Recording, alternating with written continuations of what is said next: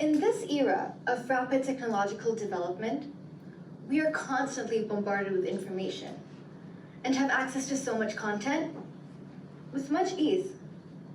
Hence, we are very much influenced by the media in our values and perspectives towards life.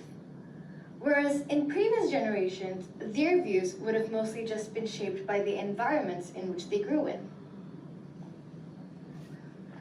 A study from Common Sense Media states that in 2012, 34% of teens check social media multiple times daily.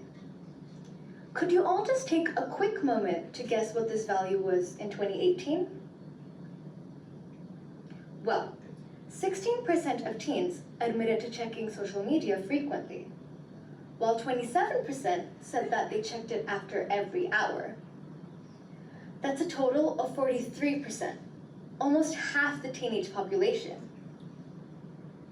This may seem like quite alarming data, but truth be told, I'm guilty of this too, even though I know the drawbacks of it. Social media can be used positively, like to create awareness. Take the Black Lives Matter movement, for example. But it's hard to ignore the drawbacks of it if it's not used mindfully. It's not just that we waste time. It's also that we may get influenced and forget to make our own judgments and think for ourselves. We may adopt others' opinions without even realizing it. Of course, it's possible to be influenced by your peers offline too, but the pervasiveness of social media makes it that much easier. It's important for us to realize that this is an issue so that we can make better decisions and live a more fulfilling life, true to us. When the value or perspective that we've been influenced to take doesn't align with our personal values, we may experience stress and somewhat of an identity crisis, which is defined by Oxford Dictionary as a period of uncertainty and confusion in which a person's sense of identity becomes insecure, typically due to a change in their expected aims or roles in society. To tackle this issue, it's important that we're aware of the information we're assimilating and keep reminding ourselves of what we stand true to. Another important point to note is time. Time is generally very important, but this time of our youth is an especially important one because we have both the creativity and energy to do things. To make the most of our youth and enjoy it, it's important that we minimize stress and maximize achievement. You may ask me, Shravana, how am I supposed to minimize stress with all of these things on my plate? Don't worry, I've got you covered. Here are a few suggestions. Openness. Openness to learning new things, meeting new people, and having new experiences. Openness to learning from mistakes. As a student, and generally in life, if you have the mindset in which you see every circumstance as an opportunity to grow, I assure you that you will have greater happiness and greater mental strength. As Winston Churchill so rightly said, a pessimist sees the difficulty in every opportunity. An optimist sees the opportunity in every difficulty.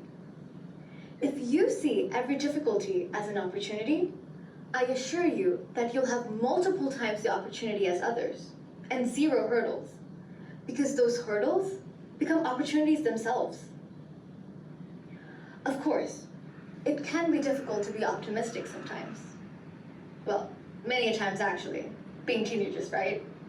And sometimes when you're going through a hurdle or facing a tough time, you just want to listen to sad songs and wallow in that sorrow for a while. Maybe while lying on the floor and eating a tub of ice cream. Or two. Trust me, I've been there too. But according to a survey from the University of Michigan's Monitoring the Future study from 2013 to 2016, this shows the strongest correlation with unhappiness. Intuitively, this may seem weird, right? Isn't music supposed to soothe you? But thinking about it, you're actually isolating yourself by plugging those earphones in.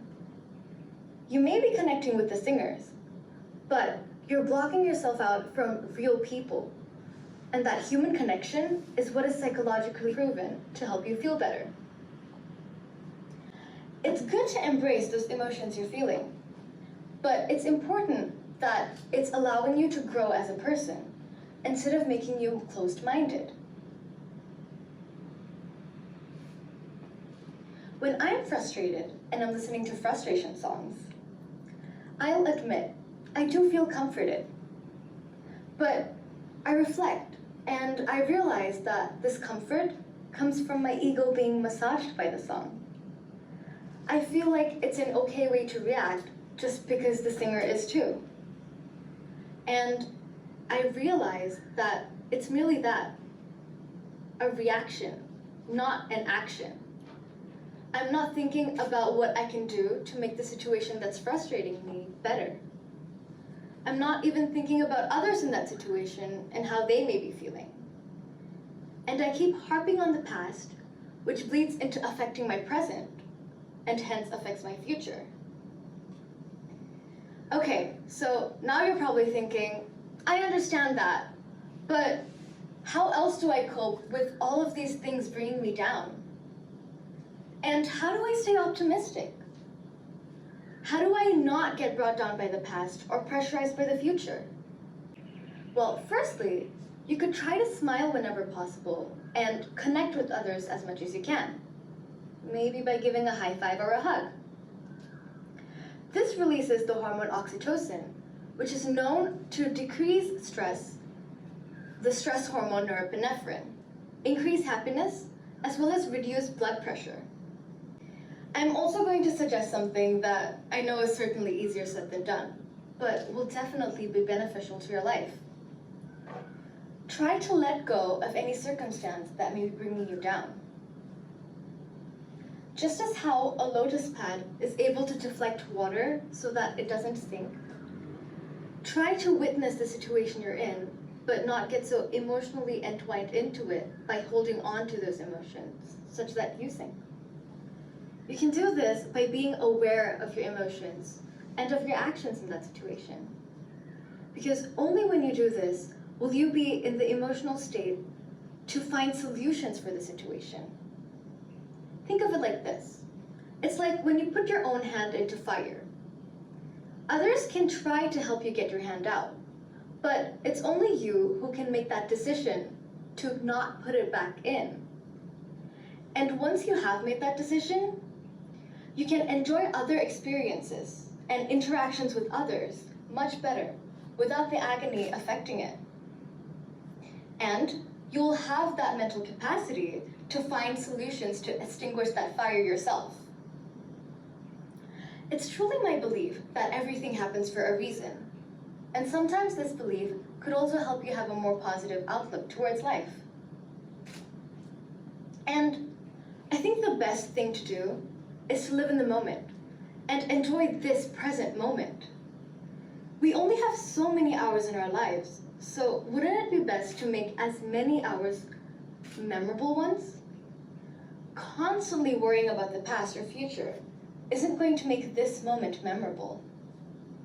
We can get to the future when it comes along, and we can cherish the past, but not pine over it so much so that we forget the present. When getting so many thoughts becomes detrimental, we have to make a decision to reduce them.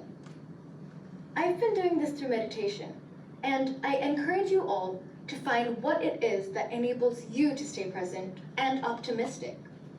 Because we can choose to be more positive. We can choose to reduce our stress.